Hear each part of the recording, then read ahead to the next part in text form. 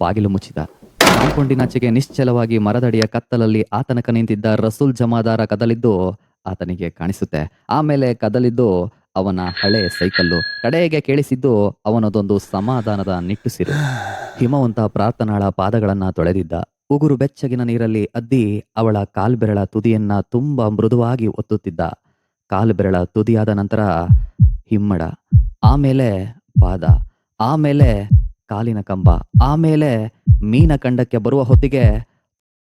ನಮಸ್ಕಾರ, ನಿಮ್ಮ ಕನ್ನಡ ಝೋನ್ ಚಾನಲ್ಗೆ ಸ್ವಾಗತ.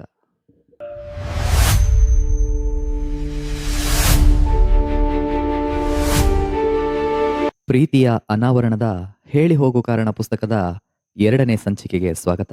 ನೀವು ಮೊದಲ ಸಂಚಿಕೆಯನ್ನ ನೋಡಿಲ್ಲ ಅಂದ್ರೆ ಡಿಸ್ಕ್ರಿಪ್ಷನ್ ನಲ್ಲಿ ಮತ್ತು ಕಾಮೆಂಟ್ ಬಾಕ್ಸ್ ನಲ್ಲಿ ಅದರ ಲಿಂಕ್ ಅನ್ನು ಹಾಕಿರ್ತೀನಿ. ಅದನ್ನ ನೋಡಿದ ನಂತರ 2ನೇ ಸಂಚಿಕೆಯನ್ನ ನೋಡಿ, ಕಥೆಯ ತಿರುಳು ಅರ್ಥ ಆಗುತ್ತೆ. ಹಿಮವಂತ ಅವಸರವಾಗಿ ಪ್ಯಾಂಟ್ ಬದಲಿಸಿಕೊಂಡು ಬಣ್ಣದೊಂದು ಲುಂಗಿಯನ್ನ ಉಟ್ಕೊಂಡು ಸದ್ದಿಲ್ಲದೆ ಉರಿಯುವ ಸ್ಟವ್ ಹಚ್ಚಿ ಅಲ್ಯೂಮಿನಿಯಂ ತಪ್ಪಲೆಯೊಂದರಲ್ಲಿ ನೀರ್ ಕಾಯಲು ಇಡ್ತಾನೆ. ಅದೇಕೋ ಪ್ರಾರ್ಥನಾ ಬಾಗಿಲಲ್ಲಿ ನಿಂತವಳು ಒಂದು ಕ್ಷಣದ ಮಟ್ಟಿಗೆ ಗೊಂದಲಕ್ಕೆ ಬಿದ್ದವಳಂತೆ ನಿಂತಲ್ಲೇ ಹರಿದಾಡ್ತಿರ್ತಾಳೆ. ಆಗ ಹಿಮವಂತ, ಬಾ ಒಳಕ್ಕೆ, ಇವತ್ತಿನಿಂದ ಈ ಅಪರಾತ್ರಿಯ ನಿಮಿಷದಿಂದಲೇ ನಾವು ಹೊಸ ಬದುಕನ್ನ ಕಟ್ಟಿಕೊಳ್ಳಬೇಕು ಪ್ರಾರ್ಥನಾ, ಇದೇ ಪುಟ್ಟ ಕೋಣೆಯಿಂದ ಎಂದೇಳಿ ಸ್ಟವ್ ಮೇಲೆ ನೀರಿಟ್ಟು ಎದ್ ನಿಂತ್ಕೋತಾನೆ. ಯಾವ ದೇವತೆಗಳು ತಥಾಸ್ತು ಅಂದ್ರೋ. ಎಡಗಾಲು ಇಟ್ಬಿಟ್ಟೆ ಅನ್ಸುತ್ತೆ. ಪ್ರಾರ್ಥನಾ ತೊದಲಿದ್ಲು. ಬಲಗಾಲಿನ ಹೆಬ್ಬೆರಳು ಚುಳ್ಳೆಂದಿತ್ತು. ಕೋಣೆಯೊಳಕ್ಕೆ ಮೊದಲ ಬಾರಿಗೆ ಬಂದವಳು ಬಲಗಾಲಿಟ್ಟು ಬರಬೇಕಿತ್ತಾ? ಶಕುನ ಸರಿ ಹೋಗಲಿಲ್ವಾ ಅಂತ ಪ್ರಾರ್ಥನಾ ಯೋಚಿಸ್ತಿದ್ರೆ ಹಿಮವಂತ ನಗ್ತಿದ್ದ. ನಂತರ ಹಿಮವಂತ, ಎಡಗಾಲು ಬಲಗಾಲಿನ ಜೊತೆಯಲ್ಲಿ ಹುಟ್ಟಿದೆ, ಅಶುಭ ಅನ್ನೋದಾದರೆ ಫೋಟೋದಲ್ಲಿನ ಭಗವಂತನಿಗೆ ಎಡಗಾಲೇ ಇರಬಾರ್ದಿತ್ತು. ತೆಪ್ಪಗೆ ಅಲ್ಲಿರೋ ಕುರ್ಚಿ ಬಿಚ್ಕೊಂಡು ಕೂತ್ಕೋ. ಬಲಗಾಲು ಗಾಯಗೊಂಡಿದೆ, ಅದಕ್ಕೆ ಮದ್ದು ಮಾಡ್ತೀನಿ, ಹಾಗೂ ಮುದ್ದು ಕೂಡ ಮಾಡ್ತೀನಿ. ಕೊಂಚ ರಿಲ್ಯಾಕ್ಸ್ ಆಗು. ಮೊದಲು ಚುರುಚುರು ಉರಿಯುತ್ತೆ, ಆಮೇಲೆ ಹಿತ ಅನ್ಸುತ್ತೆ. ಹೀಗಿಡು ಕಾಲು. ನೀರು ತುಂಬಾ ಬಿಸಿಯಾಗೇನಿಲ್ಲ, ಉಗುರು ಬೆಚ್ಚಗೆ ಅಂತಾರಲ್ಲ ಹಾಗಿದೆ. 2 ಹನಿ ಡೆಟಾಲ್ ಬ್ಯಾಂಡೇಜ್ ಸುತ್ತಿದರೆ ಗಾಯ ಒಳಗೆ ಮುದಿ ಬೀಳುತ್ತೆ. 5ನೇ ದಿನ ಬಿಚ್ ನೋಡಿದ್ರೆ ಕೀವು. ಆರಾಮಾಗಿ ಕಾಲಿಡು. ಬಕೆಟ್ನಲ್ಲಿ ಕಾಲು ಮುಳುಗಿಸಿ ಕೂತರೆ ಅದರ ಹಿತವೇ ಬೇರೆ ಎನ್ನುತ್ತಾ ಹಿಮವಂತ ಎದ್ದು ಹೋಗಿ ಬಾಗಿಲು ಮುಚ್ಚಿದ. ಕಾಂಪೌಂಡಿನಾಚೆಗೆ ನಿಶ್ಚಲವಾಗಿ ಮರದಡಿಯ ಕತ್ತಲಲ್ಲಿ ಆತನಕ ನಿಂತಿದ್ದ ರಸೂಲ್ ಜಮಾದಾರ ಕದಲಿದ್ದು ಆತನಿಗೆ ಕಾಣಿಸುತ್ತೆ. ಆಮೇಲೆ ಕದಲಿದ್ದು ಅವನ ಹಳೆ ಸೈಕಲ್ಲು. ಕಡೆಗೆ ಕೇಳಿಸಿದ್ದು ಅವನದೊಂದು ಸಮಾಧಾನದ ನಿಟ್ಟುಸಿರು. ಹಿಮವಂತ ಪ್ರಾರ್ಥನಾಳ ಪಾದಗಳನ್ನ ತೊಳೆದಿದ್ದ. ಉಗುರು ಬೆಚ್ಚಗಿನ ನೀರಲ್ಲಿ ಅದ್ದಿ ಅವಳ ಕಾಲ್ಬೆರಳ ತುದಿಯನ್ನ ತುಂಬಾ ಮೃದುವಾಗಿ ಒತ್ತುತ್ತಿದ್ದ. ಕಾಲ್ಬೆರಳ ತುದಿಯಾದ ನಂತರ ಹಿಮ್ಮಡ, ಆಮೇಲೆ ಪಾದ, ಆಮೇಲೆ ಕಾಲಿನ ಕಂಬ, ಆಮೇಲೆ ಮೀನ ಕಂಡಕ್ಕೆ ಬರುವ ಹೊತ್ತಿಗೆ. ಪ್ರಾರ್ಥನಾ ಸಂಕೋಚದ ಮುದ್ದೆಯಾಗಿದ್ಲು. ಕುಳಿತ ಕುರ್ಚಿಯಲ್ಲೇ ಆಕೆ ಹರಿದಾಡಿ ಹೋಗ್ತಾಳೆ. ಹಿಮವಂತ ಅದನ್ನೆಲ್ಲ ಗಮನಿಸ್ಲಿಲ್ಲ. ಎಳೆಯ ಮಗುವನ್ನ ಕೂರಿಸಿ ಎಣ್ಣೆ ನೀರು ಹಾಕಿದಂತೆ ನಿರಾಳವಾಗಿದ್ದ ಮತ್ತು ನಿಷ್ಕಲ್ಮಶವಾಗಿದ್ದ ಪ್ರಾರ್ಥನಾಳಿಗೆ ಯಾವುದನ್ನು ಹೇಳಿಕೊಡ್ಬೇಕಾಗಿರ್ಲಿಲ್ಲ. ಈ ಹೆಣ್ಣು ಜನ್ಮಕ್ಕೆ ಅದು ಹುಟ್ಟಿನಿಂದಲೇ ಬಂದ ವಿದ್ಯೆ ಅಲ್ವೇ? ಯಾವ ಗಂಡಸು ಯಾವ ಕೈಯಿಂದ ಹೇಗೆ ಮುಟ್ಟುತ್ತಾನೆ ಎಂಬುದು ಅದೊಂದು ಸ್ಪರ್ಶದಿಂದಲೇ ಅರ್ಥ ಮಾಡಿಕೊಂಡು ಬಿಡುವ ವಿದ್ಯೆ ಒಬ್ಬ ಪ್ರಾರ್ಥನಾಳಿಗಲ್ಲ, ಜಗತ್ತಿನ ಎಲ್ಲ ಹೆಂಗಸರಿಗೂ ಗೊತ್ತು. ಪ್ರತಿ ಸ್ಪರ್ಶದ ಹಿಂದೆಯೂ ಒಂದು ಭಾವವಿರುತ್ತೆ. ಹಿಮವಂತ ಹೇಳಿದ್ದು ನಿಜ. ಎಡಗಾಲು ಕೂಡ ಬಲಗಾಲಿನ ಜೊತೆಯಲ್ಲಿ ಹುಟ್ಟಿರುತ್ತೆ. ಯಾವುದೋ ಅಶುಭವಲ್ಲ ಅವನ ಸ್ಪರ್ಶದ ಹಾಗೆ, ಎಲ್ಲವೂ ನಿಷ್ಕಲ್ಮಶ. ನಂತರ ಹಿಮವಂತ 5 ನಿಮಿಷ ನಾನು ಧ್ಯಾನ ಮಾಡ್ತೀನಿ ಅಂತಾನೆ. ಅದರರ್ಥ 5 ನಿಮಿಷ ನಿನಗೆ ಟೈಮ್ ಕೊಡ್ತೀನಿ ಅಂತ. ಸಂಕೋಚ ಅನಿಸಿದ್ರೆ ಲೈಟ್ ಆರಿಸ್ಕೊಂಡು ಬಟ್ಟೆ ಬದಲಿಸು. ಲೈಟ್ ಆರಿಸೋಕು ಮುಂಚೆ ಹ್ಯಾಂಗರಿನಲ್ಲಿರೋ ನನ್ನ 3 ಅಂಗಿ ಮತ್ತು 1 ಜುಬ್ಬಗಳ ಪೈಕಿ ನಿನ್ಗೆ ಯಾವುದು ಬೇಕೋ ಅದನ್ನ ಆರಿಸ್ಕೋ. ನನ್ನ ಬಳಿ ಇರೋದು ಒಂದೇ ಲುಂಗಿ. ಬೇಕಾದ್ರೆ ನಾನು ಪ್ಯಾಂಟ್ ಹಾಕೊಂಡೇ ಮಲಗ್ತೀನಿ, ನೀನು ಲುಂಗಿ ಹುಟ್ಕೋಬಹುದು. ಮಲಗಲಿಕ್ಕೆ ಇರೋದು ಒಂದೇ ಒಂದು ಚಾಪೆ. ನೀನು ಆ ಕಡೆಗೆ ತಿರುಗಿ ಮಲಗಿದ್ರೆ ಅದೇ ನಿನಗೆ ಪ್ರೈವೇಸಿ. ನಿದ್ದೆಯಲ್ಲಿ ನಾನು ಹೊರಳಾಡಲ್ಲ. ಆಗಿರೋ ದಣಿವಿಗೆ ನಿನ್ಗೆ ನಿದ್ದೆ ಬರೋದು ಕಷ್ಟವೇನಲ್ಲ. ಊಟವನ್ನ ನೆನಪು ಮಾಡ್ಕೋಬೇಡ. ಕರುಳಿಗೆ ಅನ್ನ ಬೇಕು ಅನಿಸುತ್ತೆ. ಬೆಳಗಾದ ಕೂಡ್ಲೆ ಹೋಟೆಲ್ನಿಂದ ಇಡ್ಲಿ ತರ್ತೀನಿ. ಗುಡ್ ನೈಟ್ ಅಂದವನೇ ಕೋಣೆಯ ಮಧ್ಯದಲ್ಲಿ ಪದ್ಮಾಸನ ಹಾಕೊಂಡು ಕುಳಿತು ಕಣ್ಣು ಮುಚ್ಕೋತಾನೆ. ಆಗ ಪ್ರಾರ್ಥನಾ, ಲುಂಗಿಯನ್ನು ನೀನೇ ಉಟ್ಕೋ, ನಾನು ಪೆಟಿಕೋಟಿನ ಮೇಲೆ ಜುಬ್ಬ ಹಾಕೋತೀನಿ. ಹೆಂಗಸರು ಸಂಕೋಚ ಮಾಡ್ಕೊಂಡು ಲೈಟ್ ಆರಿಸೋದಿಲ್ಲ, ಹೆದರ್ಕೊಂಡು ದೀಪ ತೆಗಿತಾರೆ. ನಂಗೆ ನಿನ್ನ ಬಗ್ಗೆ ಹೆದರಿಕೆಗಳಿಲ್ಲ, ನನ್ನ ಬಗ್ಗೆ ನಂಬಿಕೆ ಇದೆ. Good night ಎಂದವಳೆ ಕುರ್ಚಿಯಿಂದ ಮೇಲೇಳ್ತಾಳೆ. ಕಾಲು ತೊಳೆದ ನೀರು ಬಚ್ಚಲಿಗೆ ಹರಿತು. ಹಿಮವಂತ ಬೆನ್ನನ್ನ ನಿಡಿದಾಗಿಸಿಕೊಂಡು ನೆಲದೊಳಗಿನಿಂದ ಉದ್ಭವನಾದನೇನೋ ಎಂಬಂತೆ ಸ್ಥಿರವಾಗಿ ಕುಳಿತು ಮುಚ್ಚಿದ್ದ ಕಣ್ಣುಗಳ ಹಿಂದೆ ಧ್ಯಾನ ದೀಪವನ್ನ ಬೆಳಗಿಸ್ತಿದ್ರೆ ಪ್ರಾರ್ಥನಾ ಆ ಬೆಳಕ್ನಲ್ಲೇ ಸಂಕೋಚವಿಲ್ಲದೆ ಬಟ್ಟೆಯನ್ನ ಬದಲಿಸಿದ್ಲು. ಬಿಳಿ ಪೆಟ್ಟಿಕೋಟಿನ ಮೇಲೆ ಕಡು ಹಸಿರು ಬಣ್ಣದ ಒರಟು ಕದ್ದ ರುಜುಬ್ಬ ತೋಳುಗಳ ತೀರಾ ಉದ್ದ ಅನಿಸ್ದಾಗ ಮೊಳಕೈ ಕಡೆಗೆ ಮಡಚಿಕೊಳ್ತಾಳೆ.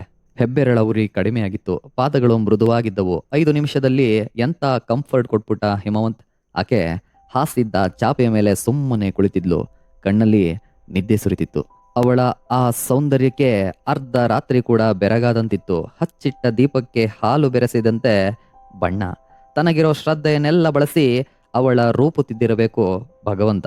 ಪ್ರಾರ್ಥನಾಳ ಕಣ್ಣುಗಳಲ್ಲಿದ್ದ ಸಾತ್ವಿಕ ಚೆಲುವು ನಕ್ಕರೆ ಅದೆಂಥದ್ದೋ ಸೌಮ್ಯ ಕಳೆ. ಒಂದು ಕೆನ್ನೆಯ ಮೇಲೆ ಮಾತ್ರ ಗುಳಿ ಬರುತ್ತೆ. ಮುಂದಲೆಯಲ್ಲಿ ಸುಳಿದಿರುಗಿದ ಮಿನ್ನಾಗರಗಳಂತಹ ದಟ್ಟವಾದ ಗುಂಗುರು ಕೂದಲು. ಅವಳ ಹುಬ್ಬುಗಳಲ್ಲಿ ಒಂದು ಕಾನ್ಫಿಡೆನ್ಸ್ ಸರಿದಾಡುತ್ತೆ. ಕೆಳತುಟಿಗೆ ಮೆತ್ತಿಕೊಂಡಂತಿರುವ ಪುಟ್ಟ ಮಚ್ಚೆಯಲ್ಲಿ ಅದೆಂತಹದ್ದೋ ಅಮಾಯಕತೆ. ಹಿಮವಂತ ಇಷ್ಟಪಟ್ಟಿದ್ದು ಅದನ್ನೇ. ಪಕ್ವಗೊಂಡ ವ್ಯಕ್ತಿತ್ವದ ಹುಡುಗಿಯರಲ್ಲಿ ಈ ಅಮಾಯಕತೆ ಸತ್ತು ಹೋಗಿರುತ್ತೆ. ಬುದ್ಧಿ ಬೆಳೆಯದ ಸುಂದರಿಯರ ಮುಖದಲ್ಲಿ ತೇಲುವುದು ಅಮಾಯಕತೆಯಲ್ಲ, ದಡ್ಡತನ.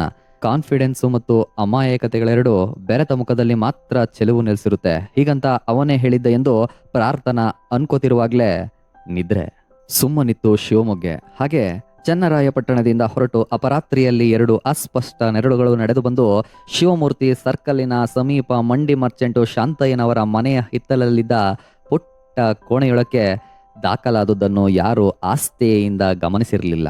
ಒಬ್ಬ ರಸೂಲ್ ಜಮಾದಾರನ ಹೊರತಾಗಿ. ಅವನು ಸದ್ದು ಮಾಡದೆ ನಡೆದು ಬಂದು ಕಾಂಪೌಂಡಿನಾಚೆಗೆ ನಿಂತು ಅವರಿಬ್ಬರು ಕೋಣೆ ತಲುಪುವುದನ್ನ ಖಾತ್ರಿ ಮಾಡಿಕೊಂಡೇ ಹಿಂತಿರುಗಿದ್ದ.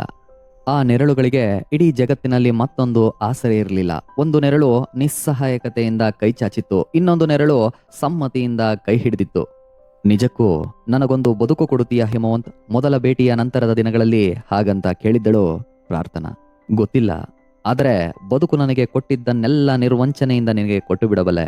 ಅದಕ್ಕೆ ಬದಲಾಗಿ ನೀನು ನನಗೇನು ಕೊಡ್ತೀಯಾ ಅಂತ ನಾನು ಕೇಳೋದಿಲ್ಲ. ಯಾಕಂದ್ರೆ ಬದುಕು ಲೇವಾದೇವಿಯಲ್ಲ, ಒಬ್ಬರು ಕೊಡುವಂಥದ್ದೂ ಅಲ್ಲ, ಇನ್ನೊಬ್ಬರು ಇಸಿದುಕೊಳ್ಳುವಂಥದ್ದು ಅಲ್ಲ, ಅದು ಕಟ್ಟಿಕೊಳ್ಳುವಂಥದ್ದು. ನಿನ್ನ ಮನೆಯಿಂದ ಎದುಬಾ, ಒಂದು ನರಕ ಅಲ್ಲಿಗೆ ಮುಗಿಯಲಿ. ಚನ್ನರಾಯಪಟ್ಟಣದ ಬಸ್ ಸ್ಟ್ಯಾಂಡಿನಲ್ಲಿ ನಿನಗೋಸ್ಕರ ನಾ ಕಾದಿರ್ತೇನೆ. ಶಿವಮೊಗ್ಗೆ ತಲುಪಲು 1000 ಬಸ್ಸುಗಳಿರಬಹುದು, 10 ಅಡ್ಡರಸ್ತೆಗಳಿರಬಹುದು, ಆದರೆ ನೆನಪಿರಲಿ, ನಾವು ನಡೆದೇ ಹೋಗಬೇಕು, ರಾಜ ಬೀದಿಯಲ್ಲೇ ನಡೆಯಬೇಕು. ಚನ್ನರಾಯಪಟ್ಟಣದಿಂದ ಶಿವಮೊಗ್ಗೆ ತಲುಪುವ ತನಕ ಯಾವ ಕನಸು ಬೇಕಾದರೂ ಕಾಣು ಪ್ರಾರ್ಥನಾ. ಶಿವಮೊಗ್ಗೆ ನನ್ನ ಮನೆಯ ಹೊಸ್ತಿಲೊಳಕ್ಕೆ ಕಾಲಿಟ್ಟ ಕ್ಷಣದಿಂದ ಕನಸು ಮುಗಿಯುತ್ತೆ, ಬದುಕು ಆರಂಭ ಆಗುತ್ತೆ. ನನ್ನ ಕೋಣೆಗೆ ಬಂದಿರೋ ಅದಿನ್ನೂ ನಿನ್ನದೇ, ನನ್ನ ಬದುಕಿಗೆ ಬಂದಿರೋ ಅದಿನ್ನೂ ನಮ್ಮಿಬ್ಬರದು. ಇಷ್ಟಕ್ಕೂ ನಿನಗೆ ನಾನೇನಾಗಬೇಕು ಪ್ರಾರ್ಥನಾ? ನನಗೆ ಗೊತ್ತಿಲ್ಲ, ಬಹುಶಃ ನಿನಗೂ ಗೊತ್ತಿರಲಾರದು. ಈಗಲೇ ಅದಕ್ಕೊಂದು ಹೆಸರಿಡೋದು ಬೇಡ. ನಾನು ಗಂಡಸು, ನನ್ನ ಹೆಸರು ಹಿಮವಂತ್. ನೀನು ಹೆಂಗಸು, ನಿನ್ನ ಹೆಸರು ಪ್ರಾರ್ಥನಾ. ಅಷ್ಟು ವಿವರಣೆ ಸಾಕು. ಈಗ ಹೇಳು, ನನ್ನನ್ನು ನಂಬಿಕೊಂಡು ಸಾವಿನ ಕೊನೆಯ ಕಿಲೋಮೀಟರ್ ತನಕ ನಡೆಯುತ್ತೀಯಾ? ಅವತ್ತು ಹಿಮವಂತ್ ತೆಂಗಿನ ಮರವೊಂದರ ಬಂಡೆಗೆ ಆತು ನಿಂತು ಕೇಳಿದ್ದ. ಪ್ರಾರ್ಥನಾಳ ಕಣ್ಣುಗಳಲ್ಲಿ ಇಬ್ಬನಿಯಿತು. ತನ್ನ ಮನೆಯೆಂಬ ಪುಟ್ಟ ನರಕದಿಂದ ಹೊರಬೀಳಲು ಅವಳು ತೆಗೆದುಕೊಂಡದ್ದು 16 ದಿನ. 17ನೇ ದಿನ ಸಂಜೆ ಅವಳು ಚನ್ನರಾಯಪಟ್ಟಣದ ಬಸ್ ಸ್ಟ್ಯಾಂಡ್ನಲ್ಲಿದ್ಲು. ಕೈಯಲ್ಲೊಂದು ಹರಕು ಚೀಲವು ಕೂಡ ಇರಲಿಲ್ಲ. ಕಣ್ಣುಗಳಲ್ಲಿ ಮಾತ್ರ ತುಂಬು ಕನಸಿತ್ತು. ನಿನಗೆ ಏನಾಗಬೇಕು ಅಂತ ಆಸೆ ಇದೆ ಪ್ರಾರ್ಥನಾ? ಅರಸೀಕೆರೆ ಸಮೀಪದ ಹಳ್ಳಿಯೊಂದರ ಗುಡಿಯ ಪೌಳಿಯ ಕಲ್ಲು ಕಂಬಕ್ಕೆ ಅದುಮಿ ಕುಳಿತಿದ್ದ ಹಿಮವಂತ್ ಅವಳನ್ನೇ ದಿಟ್ಟಿಸಿ ನೋಡಿ ಕೇಳಿದ್ದ. ಅವಳು ಉತ್ತರಕ್ಕಾಗಿ ತಡೆಕಾಡಲೇ ಇಲ್ಲ.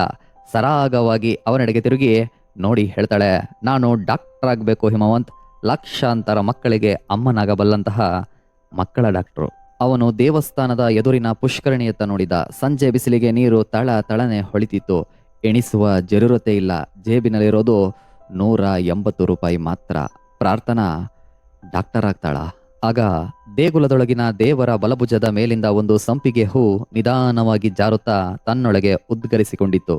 ತಥಾಸ್ತು, ಅವಳು ಡಾಕ್ಟರ್ ಆಗ್ತಾಳೆ, ಅದು ಮಕ್ಕಳ ಡಾಕ್ಟರ್. ಹಾಗಂತ ಹಿಮವಂತು ನಿರ್ಧರಿಸಿದ್ದ. ನಂತರ ಹಿಮವಂತನು ಹಸಿವು ಮತ್ತು ಕಾಮ ಎರಡೂ ಹಾಗೇನೆ ಪ್ರಾರ್ಥನಾ.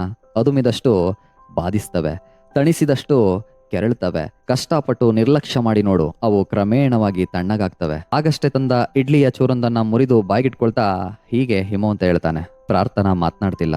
ರಾತ್ರಿ ತನ್ನ ಒಡೆದ ಹೆಬ್ಬರಳಿಗೆ ಹಿಮವಂತ್ ನೀಡಿದ್ದ ಕಂಫರ್ಟ್ ಎಂಬ ಚಿಕಿತ್ಸೆಯ ಬಗ್ಗೆಯೇ ಆಲೋಚಿಸ್ತಾ ತಿಂಡಿ ತಿಂತಿದ್ಲು. ಏಕೆಂದ್ರೆ ಅವಳು ಬೆಳಗ್ಗೆ ಎದ್ದು ಕುಳಿತಾಗ ಅವನಿನ್ನು ಮಲಗಿದ್ದ. ಅವನ ಮೈ ಕೆಂಡದಂತೆ ಸುಡ್ತಿತ್ತು. ಹೊದಿಕೆ ಇಲ್ಲದೆ ಮಲಗಿದ್ದ ಅಂಗಾಲುಗಳಲ್ಲಿ ಸಣ್ಣಗೆ ಬೊಬ್ಬೆಗಳೆದ್ದಿದ್ದವು. ಅವನಿಗೆ ಗೊತ್ತಾಗದಂತೆ ಹಣೆ ಮುಟ್ಟಿ ನೋಡಿದ್ದಳು. ಬೊಬ್ಬಿರಿದ ಪಾದಗಳನ್ನ ತಣ್ಣೀರ ಬಟ್ಟೆಯಿಂದ ಮೃದುವಾಗಿ ಒರೆಸಿದ್ದಳು. ಅಲ್ಲೇ ಇದ್ದ ಕರ್ಚೀಪೊಂದನ್ನ ತಣ್ಣೀರಿನಲ್ಲಿ ತೋಯಿಸಿ ಅವನ ಹಣೆಯ ಮೇಲೆ ಪಟ್ಟಿ ಹಾಕೋಣವೆಂದು ಪ್ರಯತ್ನಿಸ್ತಿರ್ಬೇಕಾದ್ರೇನೆ ಮುಂದೆ ಆಗಿದ್ದೆ ನಾವು ಯಾರು ಊಹಿಸದ ಸಂಗತಿ. ಆ ಕುತೂಹಲಕಾರಿಯಾದ ಸಂಚಿಕೆಯನ್ನು ನೋಡ್ಲಿಕ್ಕೆ ನೀವು ನಮ್ಮ ಚಾನಲ್ಗೆ ಹೊಸಬರಾಗಿದ್ರೆ ಈ ಕೂಡಲೇ ಸಬ್ಸ್ಕ್ರೈಬ್ ಮಾಡ್ಕೊಳ್ಳಿ. ಹೊಸ ವಿಡಿಯೋಗಳ ನೋಟಿಫಿಕೇಶನ್ಗಾಗಿ ಪಕ್ಕದ ಗಂಟೆ ಗುರುತನ್ನು ಒತ್ತಿ. ಸಿಗೋಣ ಮತ್ತೆ. ನಮಸ್ಕಾರ.